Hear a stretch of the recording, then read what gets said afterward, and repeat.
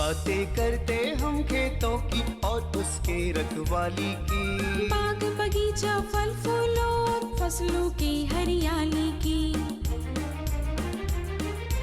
हम बीजों की बातें करते उत्तम जल संसाधन की, हम तकनीकी बातें करते फसलों के उत्पादन की। हर किसान का सपना सच हो जीवन सुखद बनाने को, गाँव-गाँव के हर आंगन का प्यारा सा ये दर्शन। कृषि दर्शन कृषि दर्शन कृषि दर्शन कृषि दर्शन कृषि दर्शन कृषि दर्शन कृषि दर्शन कृषि दर्शन। नमस्कार, स्वागत है आपका हमारे कृषि दर्शन कार्यक्रम में। मैं हूं नीतू कुमारी। हर रोज़ की तरह आज भी हम सबसे पहले देखेंगे कृषि समाचार, साथ ही जानेंगे मौसम का हाल।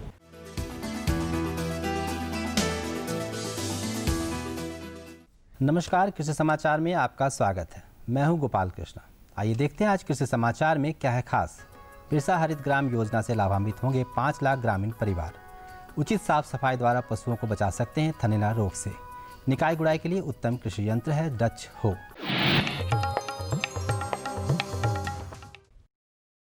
देश में लॉकडाउन के चलते अपने राज्य वापस आए कृषकों और मजदूरों के साथ ही राज्य के ग्रामीणों को रोजगार मुहैया कराने के दृष्टिकोण से राज्य सरकार ने कई नई योजनाएं आरंभ की है, जिनमें से एक है बिरसा हरित ग्राम योजना। इस योजना के तहत 5 लाख ग्रामीण परिवारों को 100 फलदार पौधों का पट्टा दिया जाएगा, जिससे पूरे राज्य में लगभग 5 करोड़ पौधों का रोपण हो सकेगा। इस योजना के उद्देश्य से कृषकों और मजदूरों को रोजगार देने के साथ ही राज्य में प्राकृतिक संसाधनों में वृद्धि करना है। दुधारू पशुओं के थन में एक प्रकार का रोग लगता है, जिसे थनैला रोग कहा जाता है। थनैला रोग में थन में सूजन होना, दूध निकलने का रास्ता पतला होना, दूध में मवाद आना या दूध फटा हुआ आना इत्यादि इस बीमारी के लक्षण हैं।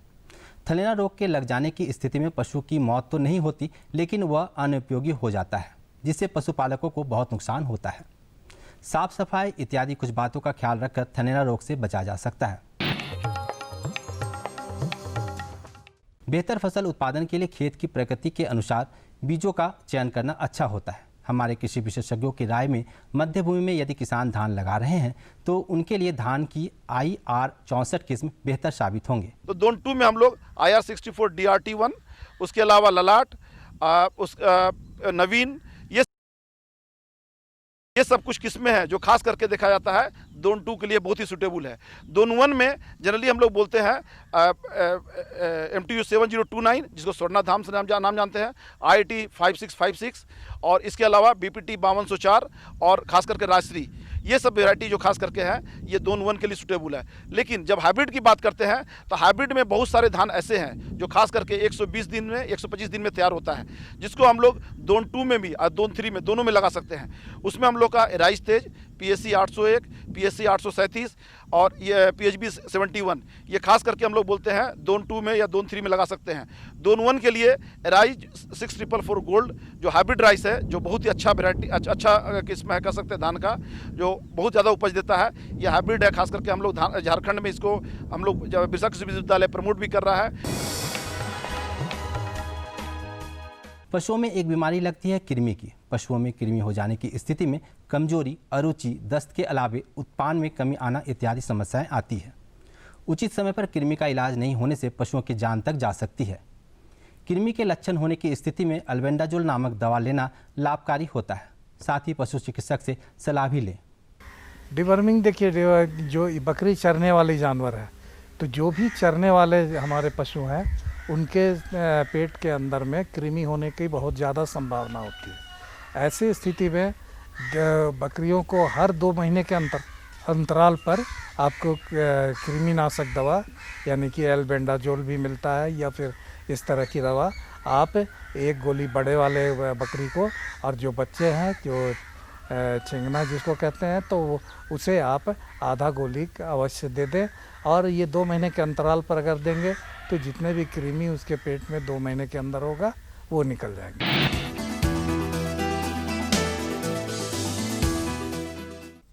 कृषि उपकरण कृषि कार्यों में किसान की मदद कर खेतीबाड़ी को आसान बनाता है। कृषि उपकरणों की श्रृंखला में एक नाम है डच हो। ये उपकरण वैसे तो निकाई गुड़ाई कार्य के लिए बेहतर है, परंतु इससे और भी काम लिए जा सकते हैं। इस उपकरण का नाम है डच हो। ये उपकरण वैसे तो फसलों में निकाई गुड़ाई के काम को आसान करता है, लेकिन इस उपकरण द्वारा खेत में नाली और मेड़ भी बनाया जा सकता है। एक दिन में लगभग 15 डिसमिल खेत में लगे फसलों की निकाई करने में सक्षम इस उपकरण को बिरसा कृषि विश्वविद्यालय के अभियंत्रण विभाग से प्राप्त किया जा सकता है। और अब एक नज़र राज्य के कुछ प्रमुख शहरों के मौसम के मिजाज पर। आज राज्य के कुछ प्रमुख शहरों के तापमान इस प्रकार दर्ज किए गए। रांची अधिकतम 28 डिग्री सेल्सियस और न्यूनतम 22 डिग्री सेल्सियस। देवघर अधिकतम 31 डिग्री सेल्सियस और न्यूनतम 25 डिग्री सेल्सियस। जमशेदपुर अधिकतम 32 डिग्री सेल्सियस और न्यूनतम 25 डिग्री सेल्सियस। मेदिनीनगर अधिकतम 31 डिग्री सेल्सियस और न्यूनतम 24 डिग्री सेल्सियस। धनबाद अधिकतम 31 डिग्री सेल्सियस और न्यूनतम 25 डिग्री सेल्सियस। कृषि समाचार में आज इतना ही। कोरोना गाइडलाइन का पालन करें, संक्रमण से बचें। अगले अंक में फिर मुलाकात होगी कुछ ताजा तरीन खबरों के साथ। तब तक के लिए दीजिए इजाजत। नमस्कार, जोहार।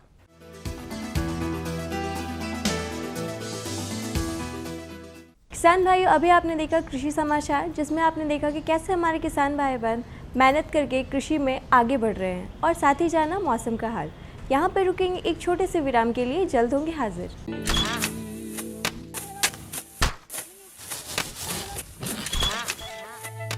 भारत एक कृषि प्रधान देश है। भारतीय अर्थव्यवस्था में कृषि एक मुख्य स्तंभ की तरह है और हमारे किसान अन्नदाता। लेकिन कभी कभी प्रकृति के सख्त तेवर के कारण हमारे किसानों को उचित कृषि उत्पाद हासिल नहीं हो पाता। ऐसी स्थिति में उन्हें सुरक्षित रखने के लिए प्रधानमंत्री फसल बीमा योजना प्रदान की गई है। प्रधानमंत्री फसल बीमा योजना को किसानों तक पहुंचाना और उन्हें लाभान्वित करने का काम बैंक और राज्य स्तरीय बैंकर समितियां यानी SLBC की हैं। इनमें सार्वजनिक और निजी वाणिज्यिक बैंक के अलावा क्षेत्रीय, ग्रामीण, सहकारी बैंक के साथ साथ कई प्राथमिक कृषि सहकारी ऋण समितियों को भी शामिल किया गया है। इस योजना का लाभ उठाने के लिए किसानों का नामांकन जरूरी है। इस समय 540 बैंक की 1.5 लाख शाखा के द्वारा किसानों का नामांकन किया जा रहा है। प्रधानमंत्री फसल बीमा योजना एक कारगर उपाय है। ये हमारे लिए सुरक्षा कवच की तरह है। फसल अगर बर्बाद भी हुई तो भी हमें मुआवजा मिल जाता है। जमीनी स्तर पर की गई समीक्षा और अध्ययन के आधार पर कृषि मंत्रालय भारत सरकार की योजना प्रधानमंत्री फसल बीमा योजना में कई बदलाव किए गए हैं। इस बदलाव के कारण किसानों की समस्याओं का निदान कर उन्हें और सशक्त बनाया जा सकेगा। इसके अलावा SLBC और बैंकों के कार्यों और भूमिकाओं को और अधिक विस्तृत किया गया है। इसके अंतर्गत प्रधानमंत्री फसल बीमा योजना में किसानों का नामांकन अब उनकी इच्छा पर निर्भर है। वो नामांकन के लिए स्वतंत्र हैं। योजना के बेहतर कार्यान्वयन के लिए बैंकों के कार्यों में किसान अकाउंट के दावे का निपटान, ऋणी किसानों का प्रीमियम काटना और गैर ऋणी किसानों से प्रीमियम जमा करवाकर बीमा कंपनी को भेजना, राष्ट्रीय फसल बीमा पोर्टल पर किसानों के विवरण की अपलोडिंग, फसल हानि की समीक्षा को सुनिश्चित करना और किसानों की फसल हानि की सूचना बीमा कंपनी तक पहुंचाने का काम भी बैंकों के द्वारा ही किया जाएगा। इसी प्रकार योजना को क्रियान्वित करने वाले बैंक योजना से संबंधित विशेष जागरूकता अभियान को समय समय पर ऋणी और गैर ऋणी किसानों के लिए आयोजित करेंगे। ऋणी किसानों को योजना में भाग लेने के लिए उन्हें कॉल या SMS के द्वारा भी संपर्क और सूचित किया जाएगा। नामांकन की सुविधा के लिए जन धन खाता या बचत खाते का होना जरूरी है।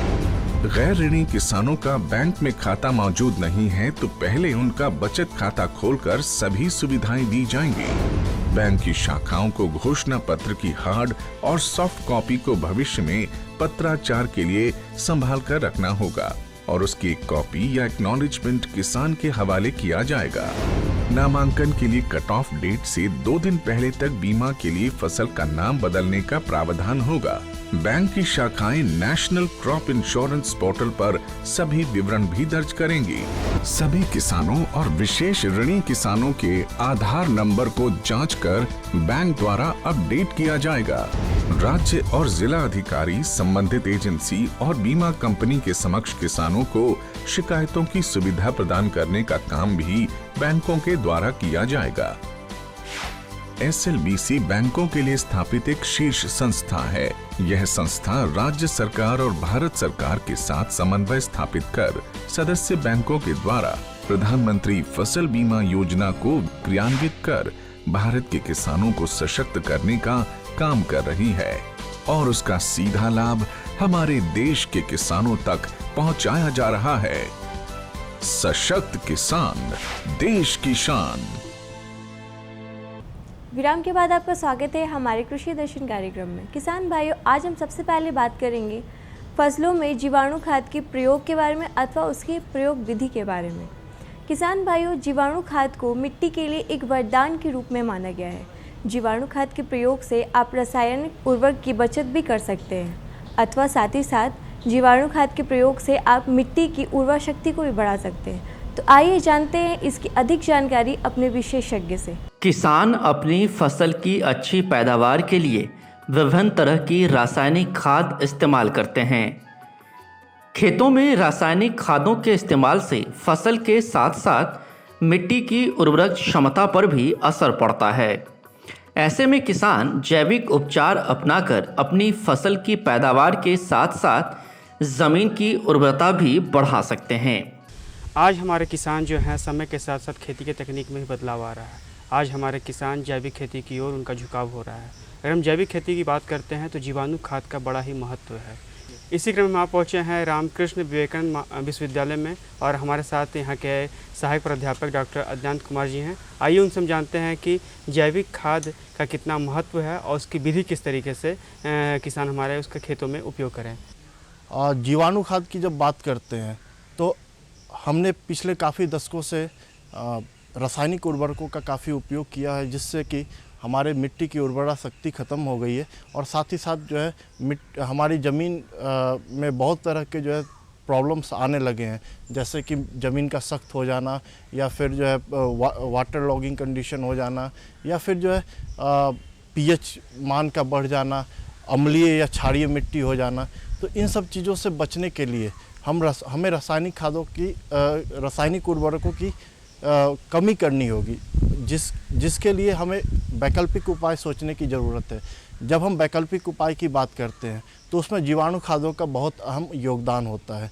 जीवाणु खाद मुख्यतः हमारे पोषक तत्व जो है 17 होते हैं, जिसमें कि 3 पोषक तत्व नाइट्रोजन, फास्फोरस और पोटैश ये पौधों द्वारा काफ़ी ज़्यादा मात्रा में लिए जाते हैं और पौधों द्वारा ज़्यादा मात्रा में लिए जाने के कारण मुख्यतः इन्हीं का सबसे ज़्यादा अहम भूमिका होती है पौधों की बढ़वार में।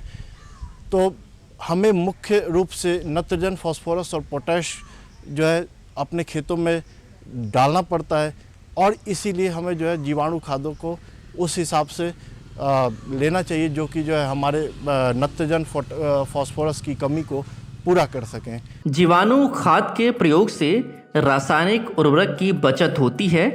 इसके प्रयोग से भूमि की उर्वरा शक्ति में वृद्धि होती है।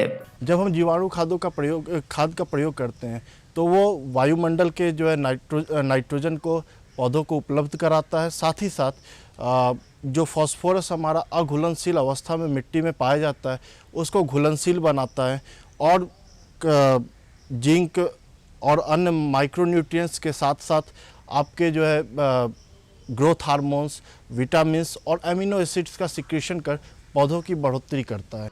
जीवाणु खाद को 3 श्रेणियों में रखा जा सकता है। इनमें पहला है नाइट्रोजन का यौगीकरण करने वाले सहजीवी जीवाणु, दूसरा फास्फोरस घोलक जीवाणु और तीसरा PSM माइकोराइजा। जैसे कि जो है जब हम राइजोबियम, एजोटोबैक्टर, एजोस्पिरिलम फॉस्फेटिका जीवाणु खाद या माइकोराइजा की बात करते हैं तो राइजोबियम, एजोस्पिरिलम, एजोटोबैक्टर को बीजोपचारित करना चाहिए। इसके लिए आपको 200 ग्राम का एक पैकेट आता है राइजोबियम कल्चर का और उस या एजोटोबैक्टर या एजोस्पिरिलम कल्चर का, तो उसको जो है 10 से 12 किलोग्राम बीज के लिए उपयोग में लाना चाहिए। इसमें क्या करना चाहिए कि राइजोबियम मुख्यतः जो है आपका दलहनी फसलों के लिए होता है। उसमें भी आपको हर एक दलहनी फसलों के लिए अलग अलग तरह का राइजोबियम कल्चर मिलता है, जिसमें मुख्यतः आपको राइजोबियम मिसलेनी करके मूंग, उड़द, अरहर, काउपी इत्यादि के लिए जो है प्रयोग में लाया जाता है। मूंगफली और सोयाबीन के लिए राइजोबियम जैपोनिकम यूज़ किया जाता है, जबकि आपका बरसीम, रिज़का इत्यादि के लिए आप जो है राइजोबियम ट्राइफोलाई का प्रयोग कर सकते हैं। अगर कोई किसान जैविक या जीवाणु खाद का इस्तेमाल करता है तो इससे 20 से 25% का उत्पादन बढ़ जाता है।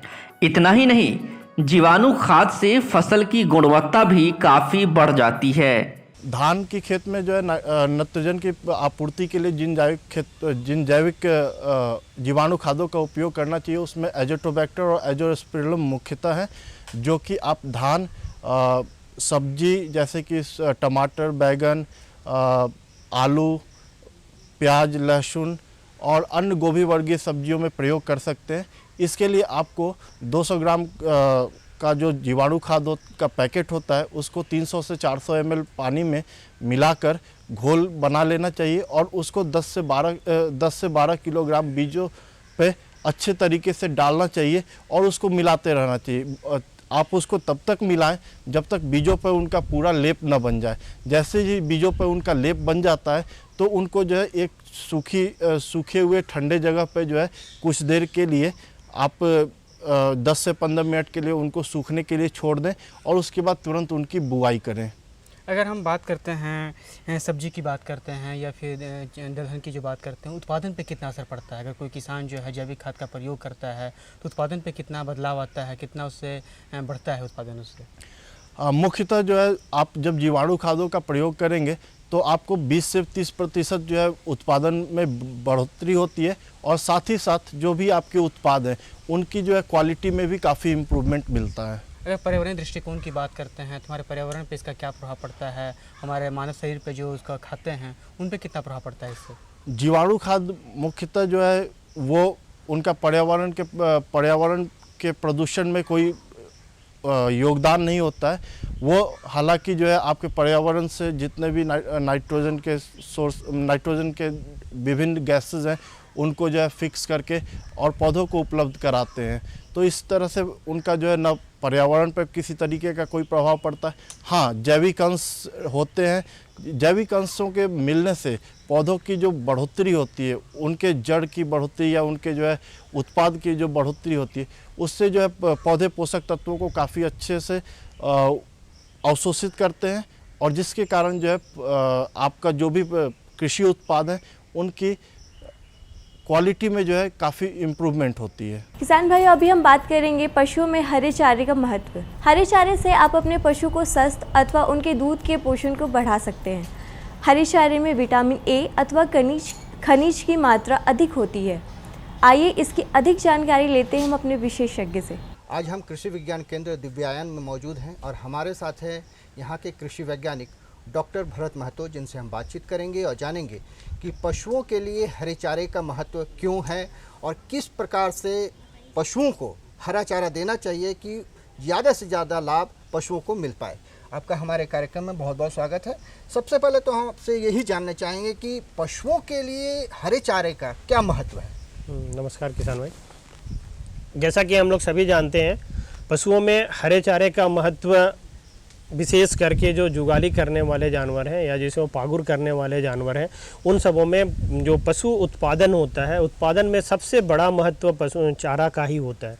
और ये जो आहार का पार्ट कहें, चारा में जैसे कि हम सभी जानते हैं कि जो चारा है वो आहार का ही एक हिस्सा है और आहार में पशुओं के उत्पादन में पशु के जो उत्पाद हैं उन सबों में जितना इनपुट कॉस्ट लगता है उसका करीब 70 से 80% भाग केवल आहार प्रबंधन में ही खर्च होता है। तो इस खर्च को हम पशु के साथ साथ पशु के स्वास्थ्य को तो अच्छा रख ही सकते हैं, साथ साथ जो ये आहार में होने वाले जो खर्च है इसको हम हरा चारा का प्रबंधन करके 30 से 40% तक हम कम कर सकते हैं, जिससे कि जो किसानों का मुनाफा है उसकी जो अनुपात है उसको हम बढ़ा सकें। किसान भाइयों, सभी जो जुगाली करने वाले जानवर जैसे गाय, भैंस, भेड़, बकरी, इन सबों में हरा चारा खाने पर भी इनके जो स्वस्थ होता है ये अच्छा होता है। जैसे ही इनको हरा चारा से निर्भरता दूर करते जाते हैं हम, इनकी निर्भरता हम ग्रेन्स पे करते जाते हैं या अनाजों में करते जाते हैं, इनकी जो रुमेन की जो इकोलॉजी है, जिसको मैंने उनके पेट की अगर मोटा में जाने तो उनकी जो पेट की जो व्यवस्था है ये धीरे धीरे जो उनका नेचर है इससे दूर होते जाता है और इसका असर उसके उत्पादन पर भी पड़ता है और साथ साथ किसान भाइयों पर भी इसका लोड बढ़ते जाता है। मतलब इससे जो उत्पादन होने वाले खर्च हैं ये भी बढ़ते जाता है। तो किसान भाइयों, अगर हमको जानवर से, चाहे वो दूध उत्पादन से संबंधित हो या फिर मांस उत्पादन से संबंधित हो, अगर आप अपने गाय भैंसों को या भेड़ बकरियों को जितना ज़्यादा से ज़्यादा हरा चारा में जोड़ पाएँ, आपका जो लाभांश राशि है ये ज़्यादा से ज़्यादा बढ़ता जाएगा। हरे चारे से खिलाने के जो फायदे हैं उसको अगर हम एक समराज सानी तौर पे देखें तो पहला ये रहता है कि हरा चारा जैसे ही हम लोग अधिक से अधिक खिलाने के जानवरों को देते हैं तो उसका स्वास्थ्य में एक चौमुखी विकास देखा जाता है। जो विकास जो है, जिन जानवरों को हम मांस के लिए रखे हुए रहते हैं उन जानवरों में मांस की वृद्धि अधिक होती है। उन सबों में जिन पे गाय, जैसे गाय भैंस दूध के लिए अगर हम रखे हुए हैं तो इनके दूध उत्पादन में वृद्धि होती है। साथ साथ दूध के जो बसा प्रतिशत है, SNF की प्रतिशत है, इन सबों में वृद्धि देखी जाती है। इसके अलावा उनकी जो शरीर की रोगरोधी क्षमता है, जो रोग प्रतिरोधी क्षमता है, इसमें काफ़ी विकास देखा जाता है। आपके जानवर बार बार बीमार नहीं पड़ेंगे, पेट संबंधित बीमारियां अधिक नहीं होंगी, जैसे अनपच हो गए, एसिडोसिस हो गए या पेट में गैस होने की संभावना हो गई, इस तरह की समस्याएं कम आती हैं। उत्पादन लागत तो कम होता ही है, साथ साथ जो प्रजनन क्षमता है ये भी हमारा बनी हुई रहती है। जैसे गाय बच्चे देने के बाद समय पे हीट पे आती है, मतलब दूसरा बछड़ा हमको समय पे मिल जाता है। अगर बकरियां हैं तो उन सबों में भी यही स्थिति होती है कि जो प्रजनन व्यवस्था बनी रहती है, जिसके कारण जो एक बार बच्चा देने के बाद दूसरा मेरा पाने का जो दिन होता है ये काफ़ी कम हो जाता है। बिल्कुल, लेकिन एक चीज़ हम आपसे ये जानना चाहेंगे कि जैसा कि आजकल शहरों में भी खास करके लोग, बहुत सारे लोग पशुओं को पालते हैं, गाँवों में भी पशुओं को तो लोग पालते ही हैं, तो लोग अधिक से अधिक आज दाना पे निर्भर हो गए हैं, पशु चारा कम प्रयोग कर रहे हैं, तो लोगों को उपलब्ध भी नहीं हो पाता है सुगमता से। तो क्या ये संभव है कि अनाज जो दाना देते हैं उसके साथ पशु चारा मिला के दें, या कुछ इस तरह से व्यवस्था हो कि पशुओं में हरा चारा भी जाए और दाना भी जाए? जी किसान भाई, इसमें हम थोड़ा सा आपको पीछे थोड़ा विस्तार से बताना चाहेंगे। जैसे पशुओं में जो आहार व्यवस्था है इसको हम दो तरह से पूरा करते हैं। पहला तो एक जो दाना मिश्रण है उसके द्वारा, और दूसरा है चारा में। जो दाना मिश्रण है वहाँ पर हम तरह तरह के दानाओं को एक संतुलित आहार के रूप में मिश्रित करते हैं। जैसे हो गए मकई, मैंने अनाज में अगर लें तो मकई या दर्रा, ज्वार, बाजरा, इस तरह से। इसके अलावा जो दाल से मिलते हैं, जैसे दाल चुन्नी में अरहर चुन्नी, मसूर चुन्नी, इस तरह के चीज़ों, या फिर जो फैक्ट्री बाई प्रोडक्ट होते हैं जैसे राइस ब्रान हो गए, व्हीट ब्रान हो गए, इन सबों को हम मिला के, इनके अलावा मिनरल मिक्सचर्स और कॉमन सॉल्ट को दे के एक संतुलित आहार तैयार करते हैं। और ये एक तरह का आहार देने का ये एक दूसरा तरीका। वो दूसरा जो पहलू कर रहे थे जो चारा के द्वारा, उस चारा में हम दो तरह के चारा को इसमें सम्मिलित करते हैं, जैसे सूखा चारा और हरा चारा। ये तीनों जो बात कर रहे हैं, जैसे दाना मिश्रण, सूखा चारा और हरा चारा, सभी का अपना अपना महत्व है। जैसा कि हम कह रहे थे, शहरी क्षेत्र में जो हमारी निर्भरता रहती है, अधिक निर्भरता दाना मिश्रण पर रहती है, क्योंकि हम उसके शरीर की जो जितनी डिमांड है, जो न्यूट्रिशनल डिमांड है, इसको हम दाना से अधिक पूरा करना चाहते हैं। तो इससे दाना से जैसे ही हम अधिक से अधिक पूरा करना चाहते हैं, उसके जो उत्पादन जो लागत है ये ऊपर जाता है और किसानों का जो लाभांश है वो कम होता है। जो ग्रामीण स्तर में जो किसान भाई कर रहे हैं, जो इस तरह के व्यवसाय से जुड़े हुए, उन लोगों के लिए हम विशेष कहना चाहेंगे कि वो जो दाना मिश्रण से जो पोषक तत्व की आपूर्ति जानवरों में कर रहे हैं, उस पर निर्भरता कम करके जो ये चारा वाले भाग में, जो सूखा चारा के अलावा हरा चारा वाला भाग करें, वहाँ पर उनको गुणवत्ता बढ़ाने की जरूरत है। इस हरा चारा की गुणवत्ता बढ़ाने के लिए हम यहाँ पर भी आपको दो भाग में वर्गीकृत कराना चाहेंगे। जैसे एक दलहनी ग्रुप के चारा फसल हो गया, दूसरा अदलहनी चारा फसल हो गए। जैसे उदाहरण से हम लोग समझेंगे, अदलहनी चारा फसलों में जैसे हो गए ये ज्वार, बाजरा, मकई, इन सबों को जो हरा रूप में हम देते हैं, ये अदलहनी चारा फसल हो गए, जिसमें कार्बोहाइड्रेट की मात्रा अधिक होती है और प्रोटीन की मात्रा कम होती है। दूसरा जो दलहनी टाइप के जो चारा फसलें हो गए, जैसे राइस बीन हो गए, या ये मूंग हो गए, राजमूंग हो गए, या सूबबुल हो गए, ग्लायरिसिडिया हो गया, या लूसन हो गया, बरसीम हो गया, ये हर मौसम में अलग अलग तरह तरह के फसलों का ये खेती किया जाता है। ये सब हो गए दलहनी चारा फसल, जिसमें कि प्रोटीन की मात्रा अधिक होती है और कार्बोहाइड्रेट की मात्रा कम होती है। तो ये दोनों की जो तरह के चारा फसलों को अगर हम मिला के दें, मैंने 50-50% मिला दें तो बहुत ही अच्छा है। तो मिला के अगर हम देते हैं तो हमारे पशुओं की जो पोषक तत्वों की आवश्यकता होती है ये पूरी तरह से हम हरा चारा से भी पूर्ति कर सकते हैं। और केवल मेंटेनेंस आहार के रूप में, जो निर्वाह आहार के रूप में हम दाना मिश्रण जैसे 1 से 1.5 kg भी दें तो कम से कम 10 kg तक दूध देने वाली गायों को हम भरण पोषण आसानी से कर सकते हैं। इससे किसानों का लाभ में काफ़ी बढ़ोतरी देखी जाती है और साथ साथ पशुओं की बीमारी वगैरह या पशुओं के स्वस्थ तो अच्छा रहता ही है और उसके बीमारियों में भी काफ़ी गिरावट देखी जाती है। किसान भाइयों, आशा करती हूँ कि आज का कार्यक्रम आपको हमारा बेहद पसंद आया होगा। अगर आपको किसी भी तरीके की जानकारी हमसे लेनी हो अथवा किसी भी तरीके की जानकारी हम तक पहुंचानी हो तो आप हमारे इस पते पर संपर्क कर सकते हैं। हमारा पता है कार्यक्रम कृषि दर्शन, कृषि प्रकोष्ठ द्वारा केंद्र निदेशक, दूरदर्शन केंद्र, रातू रोड, रांची। पिन संख्या है 834001।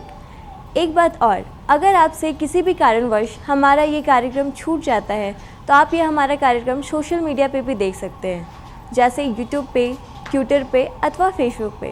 अब दीजिए मुझे इजाज़त, नमस्कार।